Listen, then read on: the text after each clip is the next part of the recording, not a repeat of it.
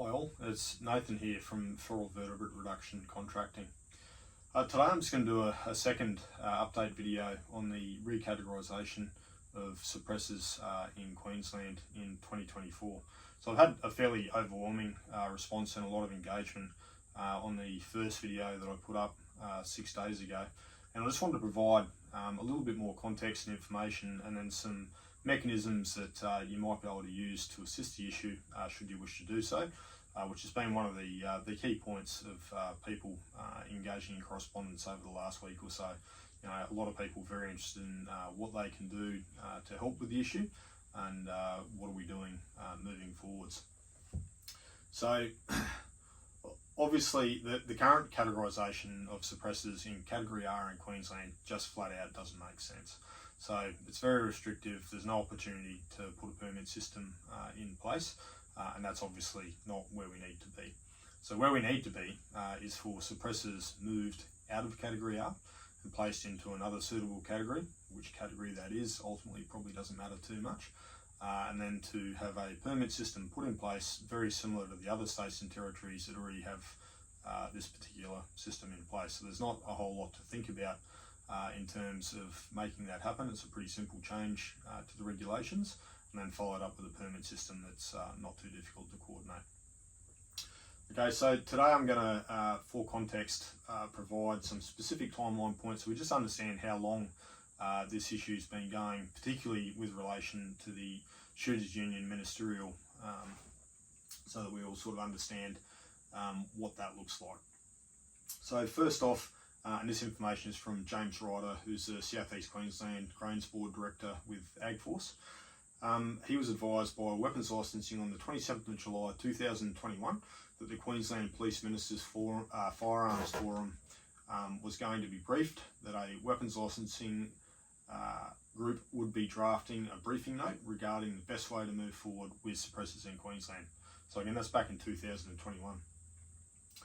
Okay, on the 24th of January 2022, Shooters Union Australia submitted a detailed ministerial regarding the reclassification of suppressors and the development of a permit system, which is largely what we're going to talk mainly about today, so that they can be utilised by occupational shooters in Queensland with a system that's in line with the other states and territories.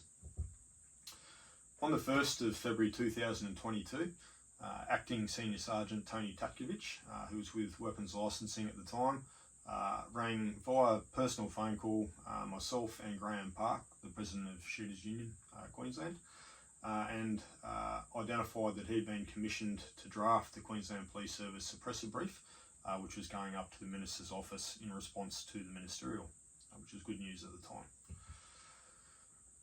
The aim of that brief was to provide specific Queensland Police Service weapons licensing advice around suppressors, which would then be utilised to make a decision and provide feedback on the ministerial that had been lodged by Shooters Union.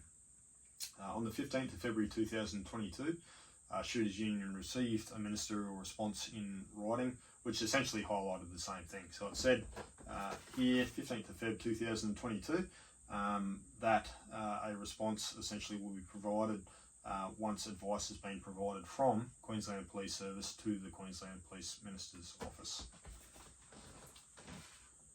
Okay, then not much after that sort of time frame, not much in the way of updates or information flowed through at all. 30th of March 2023, James Ryder provided an email directly to the Minister's office. That email highlighted the delays that have occurred with that suppressor brief. Obviously we're well and truly a year down the path there, and no one had received the brief, and there was no movement on the suppressor issue at all. In that email chain, James also provided a broad range of additional background information and supporting documentation directly to the Queensland Police Minister's office, and then highlighted concerns over the delayed timeframes with the Queensland Police Service brief that was supposed to have been provided. Obviously, it does seem a little bit ridiculous at that point. It's taken nearly a year. So, as it stands currently, we don't have a decision and don't have a response to the ministerial that was submitted in January 2022. So where is it? Is probably the key question at the moment. So some simple facts on dot point here. The Queensland Police Minister's Office have briefed verbally and in writing they're awaiting a formal recommendation brief from Queensland Police Service Weapons Licensing prior to responding to the ministerial that was lodged in January 2022. Okay, we're not aware that that brief has been forwarded from Queensland Police Service to the Minister's Office, which is likely a deliberate attempt at stalling the entire issue to hopefully allow it to go away, which obviously isn't going to occur because we're well and truly on this.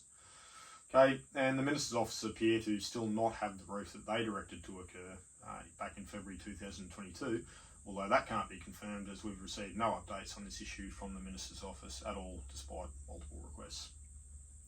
Okay, so what are the implications of that? Some pretty simple stuff here, but it appears that we have a government agency that has not delivered a brief that they were directed to, that was specifically requested by the Queensland Police Minister's Office 2 years ago, almost to the day.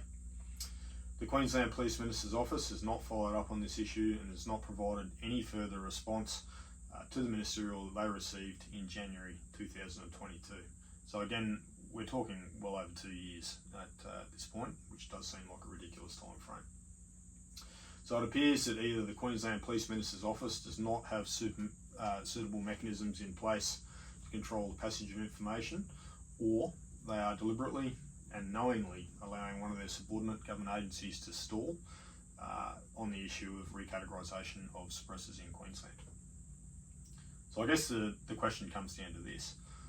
Does the Queensland Police Minister's Office lack competence in communication protocols? That's one scenario. Or is there a deliberate attempt to not respond to a legitimate ministerial request to bring Queensland into line with other states and territories via the recategorisation of suppressors? Okay, I've spent a significant period of time this week answering messages on the phone, email correspondence, that type of thing, with an overwhelming message from those I've been talking to around how they can help moving forwards with this issue. And there's probably 4 key ways that you can assist in moving forwards with the recategorisation of suppressors in Queensland, which is just common sense. So the first one's pretty obvious: vote with your feet. So, if you're of the opinion that the current government perhaps is stalling and isn't supporting this issue, and that's important to you, then obviously that may reflect at the polls when you go to vote at the upcoming Queensland state election. You can speak to your local member of parliament and highlight just what this time frame is, how the issue affects you and your significant workplace health and safety concerns over the occupational use of firearms. That's certainly something I would encourage. And when you're having that discussion, it might be worth raising the fact that the Queensland Police Service, from a workplace health and safety perspective, has some of its officers using suppressors during training. So I guess good for the goose, good for the gander would be an appropriate term there.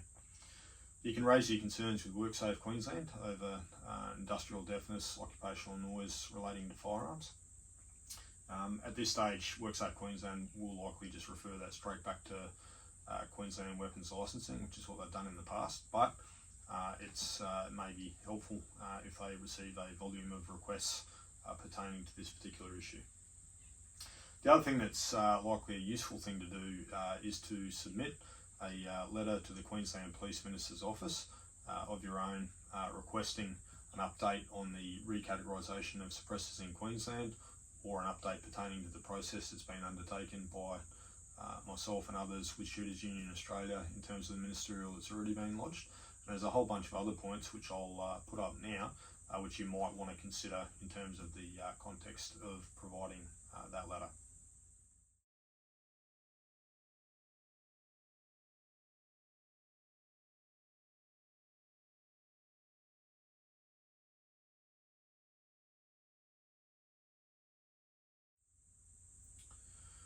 Okay, the recategorisation of suppressors in Queensland, it's a bit of a no-brainer. It makes a lot of sense.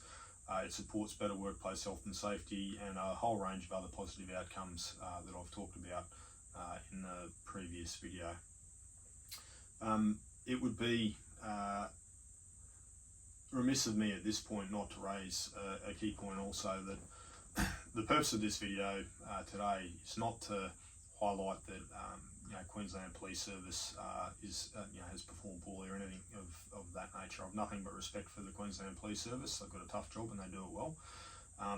This video really is about the failure of a government process. So it's pretty obvious that a 2-year timeline isn't acceptable.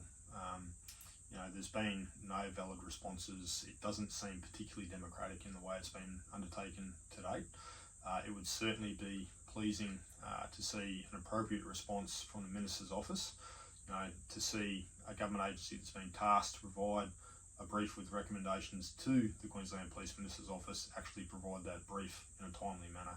And I certainly would suggest that 2 years is inappropriate and not timely for an issue of this type, which is genuine, legitimate, and supports a safer workplace for occupational users of firearms. In any case, that's pretty much where we're at the moment.